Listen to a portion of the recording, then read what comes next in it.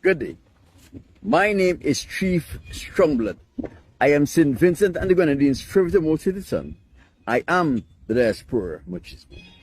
My people, well, I didn't protest today, but if I protested, the front of my sign would have said, I don't want the white man's money, the white man's woman, the white man's friendship, and or the white man's fame. And the reverse of my sign would have said, white man, why have you re-enslaved the African American, the Latinos, etc.? Because I did not protest today, I'll go straight into the meat of this matter.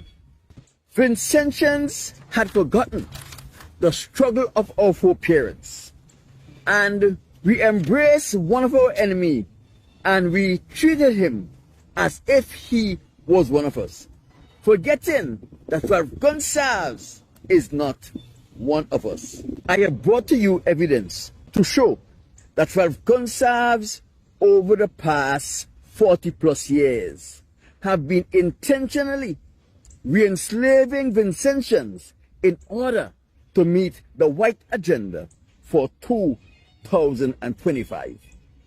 What have he been doing? He have been raping a woman.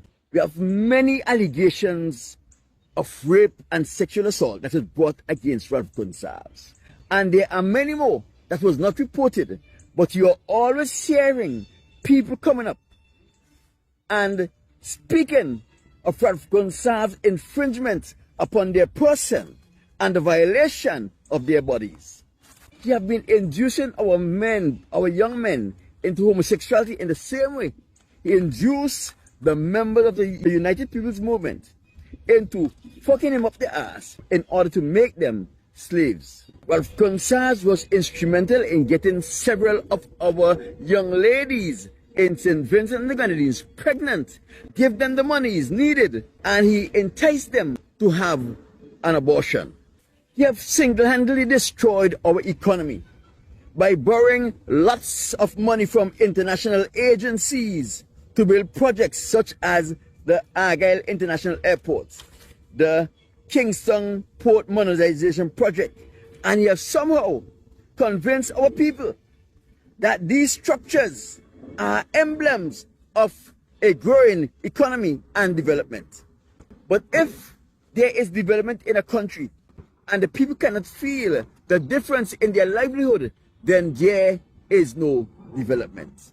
Everything that Ralph Gonsalves did over the past 25 years was done under the guise of development for the people of St. Vincent and the Grenadines. But his whole objective was to ensure that St. Vincent became on par with the white agenda of 2025.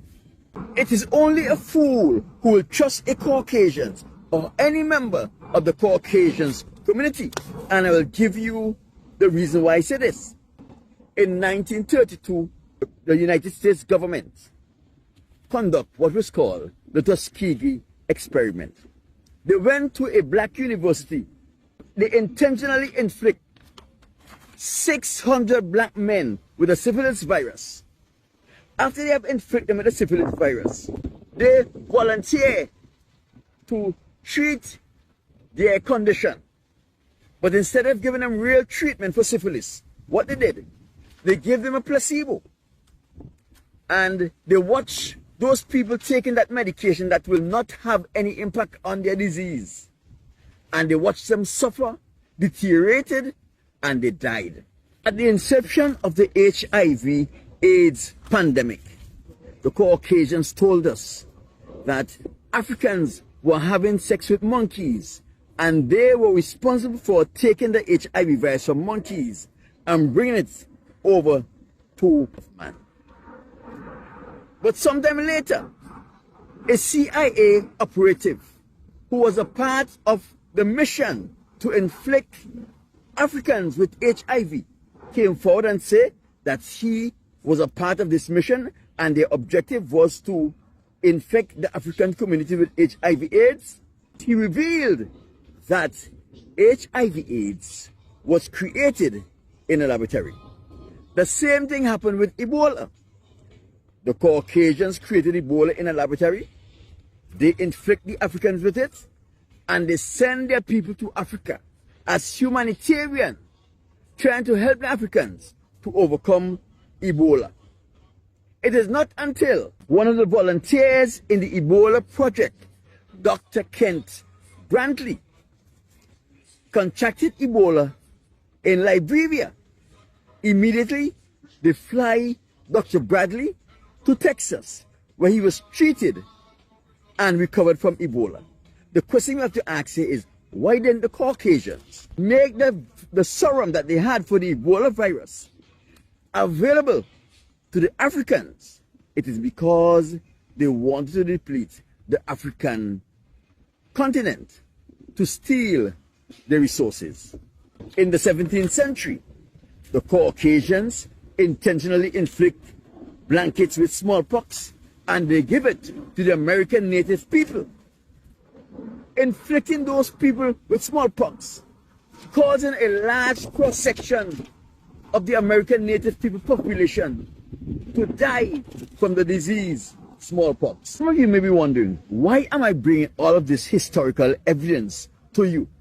I want to show you that a Caucasian is a Caucasian is a Caucasian. It does not matter whether it is Jimmy Swaggart, Ralph Gonsalves, or Adolf Hitler. They are all the same. Now, from since Ralph Gonsalves got into government, he was speaking about the education revolution. Hello, my name is Mashonda Spencer. Today I'm going to talk to you about education revolution. Education revolution isn't just a phrase. It's a movement that changes lives in St. Vincent and the Grenadines. I can't help but being immodest when I say that from 2001, we have embarked on a series of initiatives, embarking and in the process of carrying out an education revolution here in St. Vincent and the Grenadines. I am grateful for the ULP. I was given a tuition scholarship and they say I will be graduating from the Monroe University with my bachelor's in criminal justice. Thank you, ULP! Right here in Green Hill, we have delivered the education revolution. My eyes have seen a lot. Births celebrated, loved ones mourned. Through it all, one thing has remained constant: change. And together, we have changed St. Vincent and the Grenadines for the better. We began with an education revolution. Ralph Gonsalves gave us the impression that he was concerned about the education of our people, and he is now involved in a revolution where education is concerned to ensure that our people become qualified in all fields of study. But what we failed to ask was, what was the real objective behind Ralph Gonsalves' education revolution? The education revolution was really Ralph Gonsalves' way of creating or transforming St. Vincent and the Grenadines into a modern-day slave plantation. In the same manner, the black sharecroppers in Tuskegee thought the Caucasians were helping them in treating their condition. They were not helping them. In the same manner, those people in Liberia thought that the Caucasians were helping them deal with the Ebola. And we discovered that they were not helping them because they had the serum that could cure Ebola. But they refused to give them the serum. And in the same way, the American native people thought that the Caucasians were helping them through the winter by giving them blankets. They were trying to destroy them. It is the same way that Ralph Gonsalves convinced Vincentians that the education revolution was designed to help them. But Ralph Gonsalves, like all of the Caucasians that I mentioned here, had an even more sinister plan up his sleeve. In other words, the education revolution was really Ralph Gonsalves' way of forming St. Vincent and the Grenadines into a modern-day slave plantation. Let us get into it. Here in the United States and in Europe, the Caucasian community have convinced black people that in order for them to make it here in America and in Europe, they have to pull themselves up by the bootstrap, get educated, become qualified, and they are going to achieve the American dream. However, 80% of black people who went and get qualified in particular field are not employed in the field for which they are qualified. So in other words, they spend hundreds of thousands of dollars to get a qualification in a particular field, and they are not allowed to use that qualification that they have obtained. But they are given jobs in menial occupation. In other words, far below that which they are qualified for. They are overqualified for the job for which they are employed in. 80% of minorities who are accepted to college in the United States of America are always accepted to universities that are far away from their homes. This is not by chance. This is by design. Because the Caucasians realize after a person graduated from high school and it's time for them to go to college or university, most of these people have never lived on their own before. They have never traveled away from home. They are between 18 and 20 and they lack the experience it needs to be able to make sound, clear decisions. They are easily influenced. They become homesick. They become vulnerable. In order to deal with their homesickness, they try to fit in. And in fitting in, you find them experimenting with sex, with drugs, with homosexuality, with bestiality, all because they are going through some emotions that they don't understand and was not prepared to deal with. If you go and check the statistics, you'll discover that a large percentage of college and university students was either raped or sexually assaulted at one point in time during their schooling.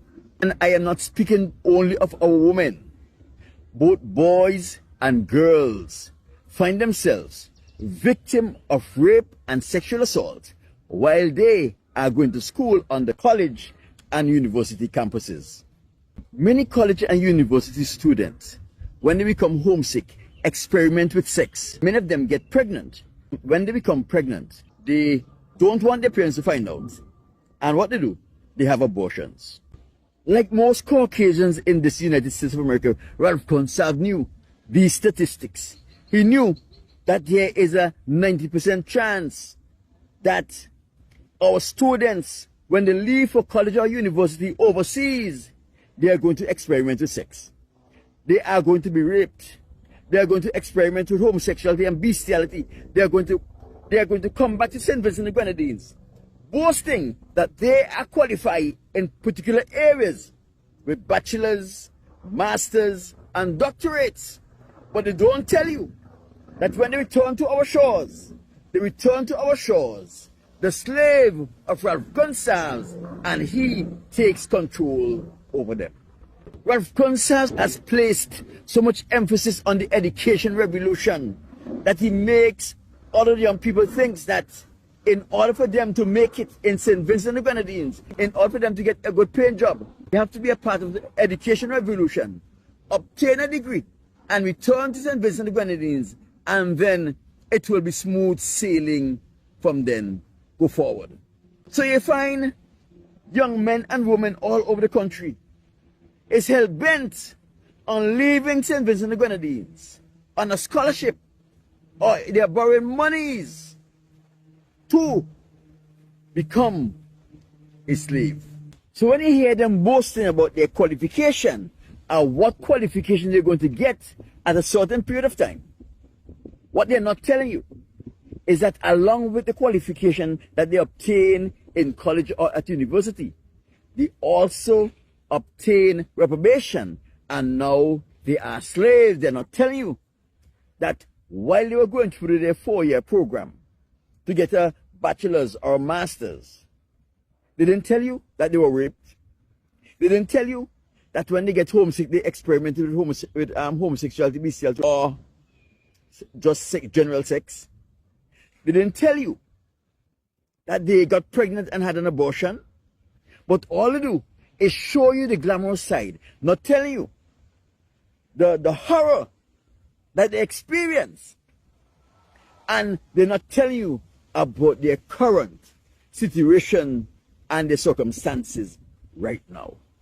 They only wanted to see the good part. Person who have participated in homosexuality, bestiality, abortion, or who are raped and they're not out there rapists, and they become a slave, it is their duty to pretend that all is well, because they are too ashamed for people to know that they are a slave after their foreparents have just came out of slavery for just 100+ years. They are back into a slavery where they will never be freed from. My name is Chief Strongblood. I am St. Vincent and the Grenadines, Pray the Most Hated Son. I am the Diaspora Merchant. My people, like this video, share this video. Leave your comment on this video. Let me know what your thoughts about what was said here. Remember to like or subscribe to this channel based on which social media platform you're viewing from. There are many more videos like this right here. Go and peruse those videos and let me know what you thought about those videos. Also, let me know which part of the world you are viewing this video from. And I'll talk to you very soon.